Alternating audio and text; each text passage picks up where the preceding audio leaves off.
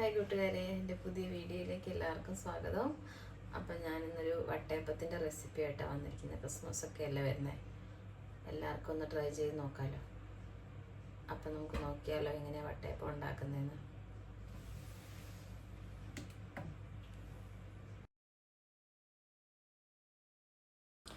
അപ്പോൾ വട്ടയപ്പം ഉണ്ടാകാൻ എന്തൊക്കെയാണ് വേണ്ടതെന്ന് നോക്കാവേ. ഇത് 3 മണിക്കൂർ കുതിർത്ത് വെച്ച അരിയാട്ടോ. ഇത് ഒരു കപ്പ് അരിയുണ്ട് കേട്ടോ. നിങ്ങളുടെ ആവശ്യത്തിന് എടുത്തോ കേട്ടോ. പിന്നെ ഈസ്റ്റ്, ഡ്രൈഡ് ഈസ്റ്റ് കേട്ടോ. പിന്നെ പഞ്ചസാര, ഞാൻ കുറച്ച് തേങ്ങാപ്പാൽ ഒഴിച്ചിട്ട് അരയ്ക്കുന്നത്. പിന്നെ തേങ്ങ, ജീരകം, ഏലക്ക, ഒരു നുള്ളു ഉപ്പ്, പഞ്ചസാര. അപ്പോൾ ഇതെല്ലാം ചേർത്ത് നമുക്ക് അരച്ച് വെക്കാവേ. അപ്പോൾ അതെ 3 മണിക്കൂർ കുതിർത്ത് വെച്ച് പച്ചരി ഞാൻ ഇതിലിട്ടിട്ടുണ്ട് കേട്ടോ. അപ്പോൾ പിന്നെ അതിൻ്റെ കൂട്ടത്തിൽ തേങ്ങ, ഇതിപ്പോൾ ഒരു മുറി കൂടുതൽ തേങ്ങയാണ്, കാരണം കുറച്ച് അരിയേ ഉള്ളല്ലോ. പിന്നെ ഞങ്ങൾ ഇതിൻ്റെ കൂടെ കുറച്ച് തേങ്ങാപ്പാലും കൂടെ ആഡ് ചെയ്യുന്നുണ്ട് കേട്ടോ. അതുകൊണ്ട് കുറച്ച് തേങ്ങ, ഒരു തേങ്ങയുടെ 3/4 ഭാഗം കാണും ഇത്. പിന്നെ ഒരു 3 ഏലക്ക,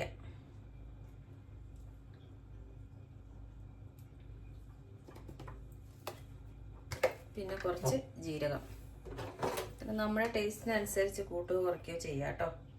കുറച്ച് ജീരകം കേട്ടോ, ഒരു 1/4 ടീസ്പൂൺ ജീരകം.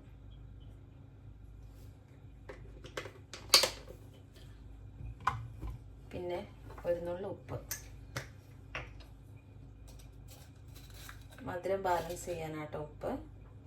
ക്രിസ്മസ് ഒക്കെ അല്ലേ, അപ്പം നമുക്കൊരു വട്ടയപ്പൊക്കെ ഉണ്ടാക്കി നോക്കാമല്ലോ.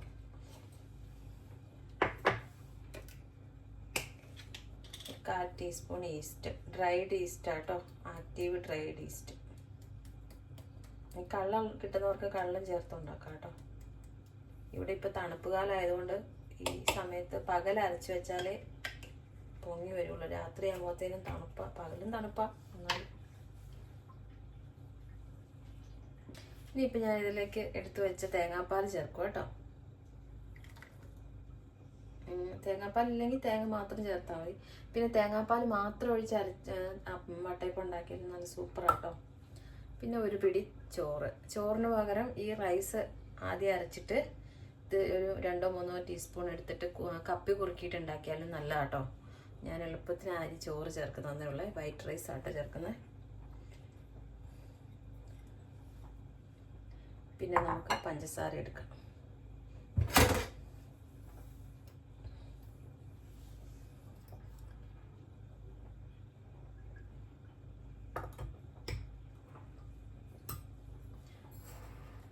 മധുരം നമ്മുടെ ആവശ്യത്തിന് ഒത്തിരി വേണ്ട, ആവശ്യത്തിന് ഇട്ടാൽ മതി കേട്ടോ. നമ്മുടെയൊക്കെ ഒരു മധുരത്തിൻ്റെ കണക്കുണ്ടാവില്ല, അതനുസരിച്ച് ഇട്ടാൽ മതി. ഞാനൊരു 1.5 തവി ഒഴിക്കുന്നുണ്ട്. പോരാത്തത് വേണേൽ ചേർക്കാം കേട്ടോ. അപ്പം ഞാനിതൊന്ന് അരച്ചെടുത്തോണ്ട് വരാം കേട്ടോ. ഞാൻ ഈ തേങ്ങാപ്പാലിലാട്ടോ അരയ്ക്കുന്ന, വേറെ വെള്ളമൊന്നും എക്സ്ട്രാ ചേർക്കുന്നില്ലേ. അപ്പം അരച്ചെടുത്തോണ്ട് വരാം. അപ്പം അതെ ഞാൻ നന്നായിട്ട് അരച്ചെടുത്തിട്ടുണ്ട് കേട്ടോ. അപ്പം നമുക്കൊരു പാത്രത്തിലേക്ക് ഒഴിച്ച് കുളിപ്പിക്കാൻ വെക്കാം കേട്ടോ. നന്നായി പൊങ്ങി വരുന്നോളം വരെ വെയിറ്റ് ചെയ്യണേ.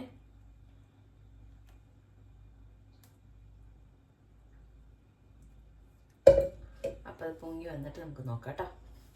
ഈ പാത്രം ചെറുതായി. അപ്പം അതെ നമ്മുടെ മാവ് നന്നായിട്ട് പതഞ്ഞ് പൊങ്ങി വന്നിട്ടുണ്ട് കേട്ടോ. അപ്പോൾ നമുക്ക് ഇഡ്ഡലി പാത്രത്തിൽ കോരി ഒഴിച്ച് ആവി കയറ്റി എടുക്കാവേ. കണ്ടോ, നന്നായിട്ട് പതഞ്ഞ് പൊങ്ങി വന്നിട്ടുണ്ട്. അപ്പോൾ അതേ ഞാൻ ഇഡ്ഡലി പാത്രത്തിൽ വെള്ളം വെച്ച് പാത്രമൊക്കെ വെച്ചിട്ടുണ്ട് കേട്ടോ. അപ്പോൾ ആവി കയറുന്നുണ്ട്. നമുക്ക് മാവ് ഒഴിക്കാവേ. അപ്പോൾ അതെ ഞാൻ മാവ് ഒഴിച്ചിട്ടുണ്ട് കേട്ടോ. നമുക്ക് വെയിറ്റ് ചെയ്യാൻ വേവുന്നിടം വരെ. ഒരു 5-6 മിനിറ്റ് എടുക്കും വേവാൻ. അപ്പോൾ അതെ നമ്മുടെ വട്ടയപ്പം നല്ല അടിപൊളിയായിട്ട് സൂപ്പറായിട്ട് വന്നിട്ടുണ്ട് കേട്ടോ. അപ്പം ഞാൻ കട്ട് ചെയ്ത് കാണിക്കാവേ ഇങ്ങനെയുണ്ടെന്ന്. കണ്ടോ, നല്ല സോഫ്റ്റ് ആയിട്ടുണ്ടല്ലേ. കണ്ടോ,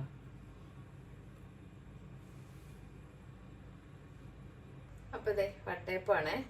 എല്ലാവരും ബീഫും വട്ടയപ്പവും കൂടെ കഴിക്കുന്നതൊക്കെ കണ്ടു വീഡിയോസൊക്കെ. അപ്പോൾ ഞാൻ വിചാരിച്ചു ഞാൻ ഒന്ന് ട്രൈ ചെയ്ത് നോക്കണം. ഞാൻ ചിക്കൻ കറി എടുത്തിരിക്കുന്നത്. പഴംപൊരിയും ബീഫും കഴിക്കുന്നു പറഞ്ഞ പോലെ ഞാനൊന്ന് ട്രൈ ചെയ്ത് നോക്കട്ടെ.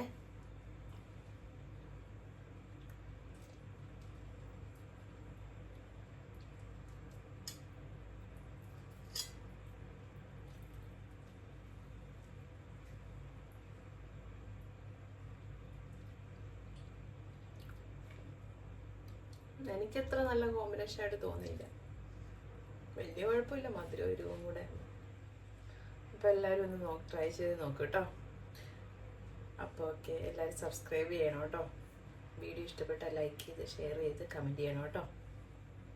അപ്പോൾ ഓക്കെ, ബൈ, താങ്ക് യു.